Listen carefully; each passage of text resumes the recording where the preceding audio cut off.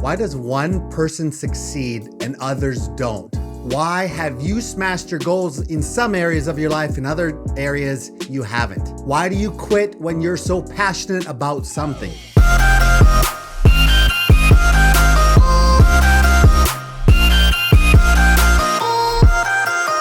Hello, my people of the internet. If you're new to me in this YouTube channel, we talk all things online courses and building your online business. This is a place to learn how to take your passion to profit through digital courses and programs. So make sure that you subscribe and hit the bell notification so you don't miss out. I remember the first time that I got up to speak. I was 21 years old. I was sweating bullets and my heart was pounding. And the truth is, I always wanted to do this and I had prepared, I had worked at it, but I was still nervous. I was scared that I might fail or what would other people think? I was so nervous that I might forget what I was going to say. Have you ever thought about that? Have you ever felt that? I had to even change my shirt 3 times before I spoke that day. Now, you might think that public speakers are good because they're so natural or maybe they're charismatic. No, they all have to work at it. Even Billy Graham, for example, who spoke to more people than any person in live events in history, who spoke to millions of people in stadiums, practiced and rehearsed his messages. And when he first got started, he spoke in a church and he had worked at it. He had prepared, several messages. And he was so nervous that day that when he spoke his message, he spoke all 3 messages in 10 minutes. Now, you might be thinking about starting your online business or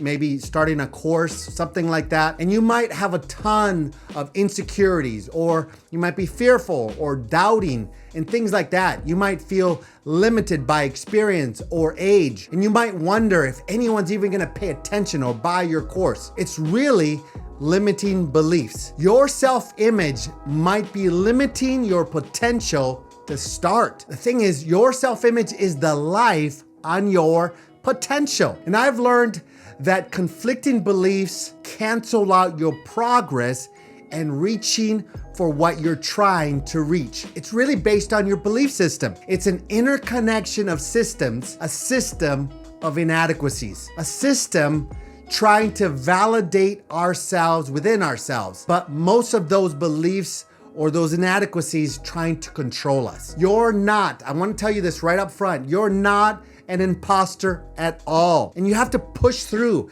and do whatever you wanted to do in the first place. Imposter syndrome grows because you gave attention to it. And here's the truth, whatever you focus on grows. But as soon as you do that thing that you wanted to do, you're killing that feeling little bit by little bit. The feelings might still be there, even for a while. They're not going away. Feeling like, is this even normal? Should I stop? Listen, feeling like that is normal, but letting it stop you, that's a choice. So when you change your action, you're not acting like it, you're killing it. Now, if you want to be successful, you have to learn that those feelings of doubt and insecurity and fear and all those things will rise up, but you take action anyways. You move forward, keep on going. You see, that image on the inside, like I said, acts like a ceiling or a limit to what we want to accomplish. And if we see ourselves as nobody special, then we won't be anybody special. And what we're really talking about is mindsets, okay? That's what we're really talking about, mindset. And because success and failure takes place first in the mind before anything else will happen around us, so crucial that we get this. Because each one of us has an image on the inside of us of who we are and what we can do. Not only do we suffer if we stop ourselves, but also other people will suffer. Each one of us has a God-given, tools and gifts that are intended for others. And if we don't reach our full potential, then those people won't receive their strength that comes from our lives. Can I be really clear with you? Your mindset is a pre-planned set of actions or reactions that really helps us or stops us. And I'm gonna tell you what this is really all about. Expectation. Expectation is your greatest superpower. And the difference between those who succeed and those who don't is that the people who succeed take ownership of the result before they know the path. Did you get that? I want to hear from you. Comment below if you're going to make a decision to your own success before you fully know the path. See, we make up our story of our own future that empowers us in the present. And it's sad to say that people who struggle their way through life make up the stories of their future that disempowers their present. I don't even know if that's a word, but it doesn't power your present, okay? And it doesn't empower your future. And here's the reality. We are always making up stories every day, all day, about our future that will affect our present. And here's the principle that I want to help you with. Please pay attention to this. Lack cannot express itself in our experience until first it exists in our expectation. Nothing perpetuates lack like the expectation of lack. And we have this amazing superpower that no one else has. It begins with intention. What do you intend to create? What do you intend to do? Expectation is that great superpower, and we need to learn how to use our superpower. Now, let me define something for you. What is expectation? It is a strong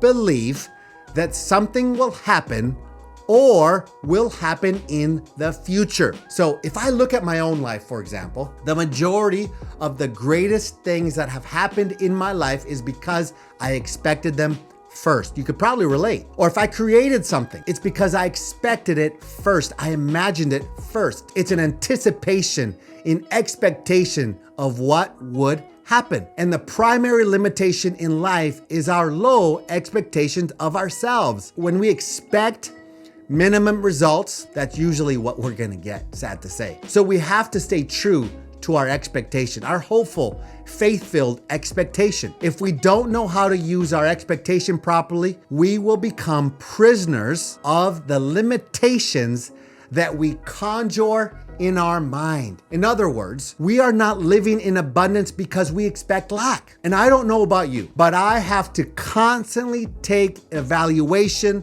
of this very issue. And when we focus on lack, we lose our abundance. If I focus on what's missing, I get more of what's missing. I don't get a choice if lack and abundance are there. They're always both there. I get the one that I focus on. I get the one that I'm paying attention to. So what I'm gonna break down right now, what I'm gonna say right now is probably the most important part of what I'm gonna teach you today. Our expectation is based on our words. The Bible has this powerful proverb, and it says this: death and life are in the power of the tongue, and those who love it will eat its fruit. So our expectation is set in motion by the words that we say. Now, I know you may think, okay, Antonio, that sounds weird or maybe even mystical. Like, how do our words have that much power over our lives, over our expectations? The words that we say give us perspective of the expectation. Words that we say give us the perspective of expectation. Words are the frames of our perspective of our lives. Words give us a focal point, and the energy of our words are changing into our worth and our identity. And lack or abundance come from our expectations. Like I said, and our words have a big part to play in that. And people are talking themselves into lack or into prosperity. And doubt is a prison that does not allow you to move. I doubt that will happen. Well, guess what?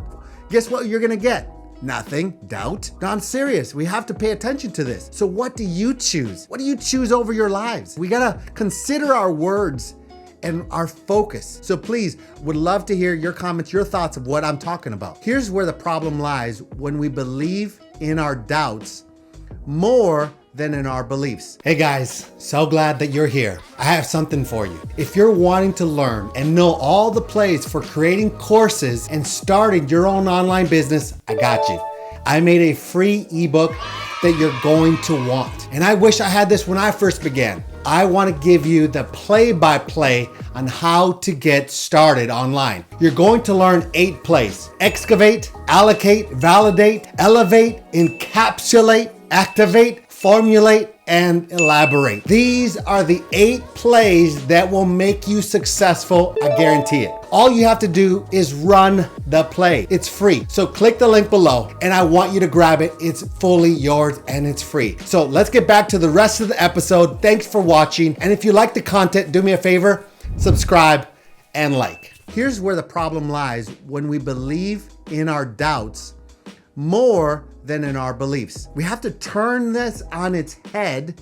We have to believe our beliefs and doubt our doubts. That is when we are empowering our lives and living in abundance. Here's the principle. If you fight for your limitations, you get to keep your limitations. If you fight for them, you get to keep them. Now that we have diagnosed the problem here, that limitations and lack are real and they're a part of our lives. And it's really the majority of our problem when we're building our lives or building our businesses or even our families or relationships. I want to give you solutions. I want to give you 4 principles to help you. Now, the reason that I broke this down in the first place is because I have found myself in the same boat many times. I have been plagued with limitations in my life and in business. And it doesn't matter if it was when I first started or if I started something and failed at it and had to restart. It doesn't really matter. It's all the same. And I have studied some of the greatest leaders and entrepreneurs in history, and they've been troubled with the exact same thing. So we have to learn to lift off the lid of lack and limitations that have, really capped our lives. So here are the 4 principles to conquer your limitations. Are you ready? Number 1, visualize your highlight reel. What does that mean? Visualize your highlight reel. Take your best moments of life that are all the wins and victories or special moments that are your why and play them in your mind. Put them all together. Your mind and imagination is so powerful. I'm going to share another powerful Bible verse. I'm just telling you this because this is where I wanted to learn on how to overcome this. In the book of Genesis, humanity began to build a tower. It's called the Tower of Babel. And they were building it to reach the heavens. And God came down to earth from heaven and he said, nothing they imagined to do will be restrained from them. And when I first read that, I was blown away at the thought that they could actually reach heaven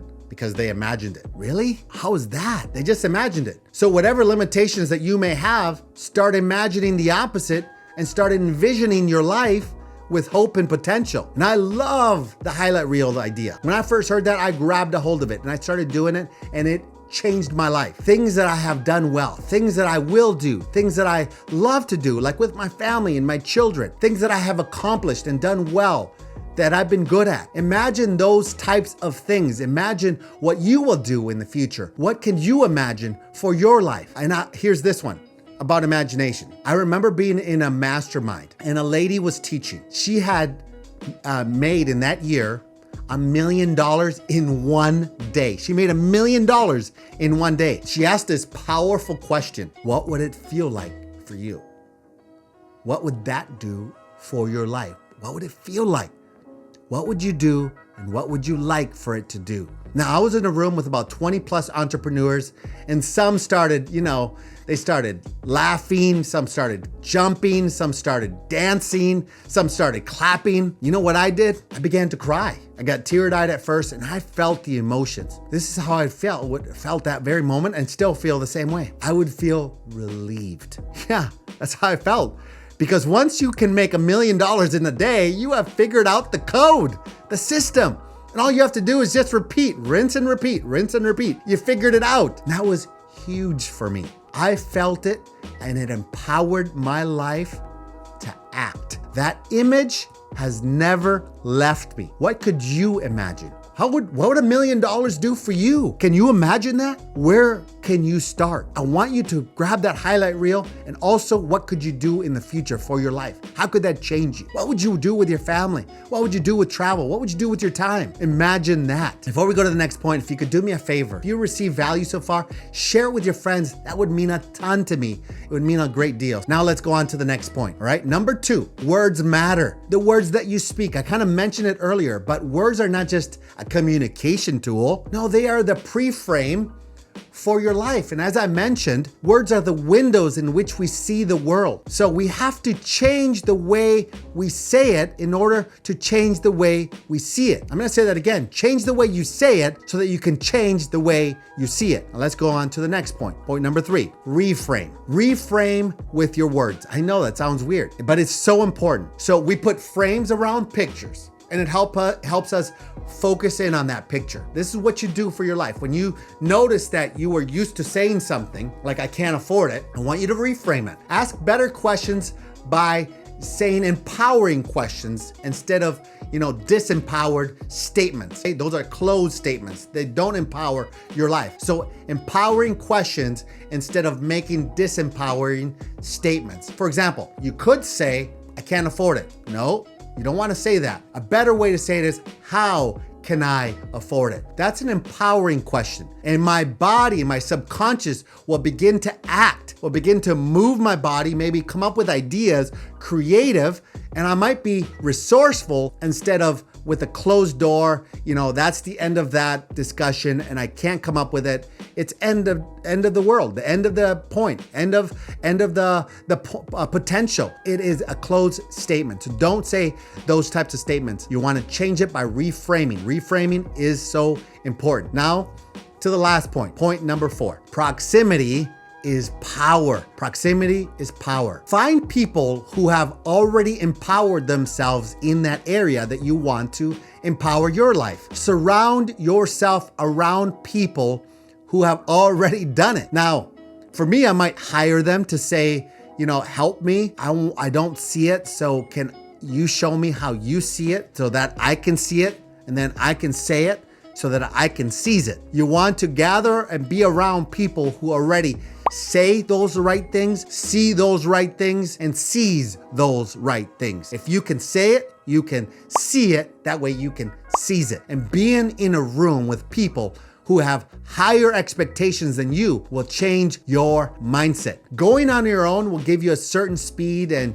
you should start by reframing and framing and visualizing, but you can go even faster. You can go faster by being around a team. You can go further with a mentor, a coach, a community. Nothing of significance will ever happen without a team by going alone. So to summarize, visualize your future. Words matter. Reframing, so important with your words, and proximity is power. So if you like the content, smash that like button. Remember this, you're meant to do more. You're living this life, so go after it. Don't settle, don't compromise. Let's make things happen today. I'll see you at the top.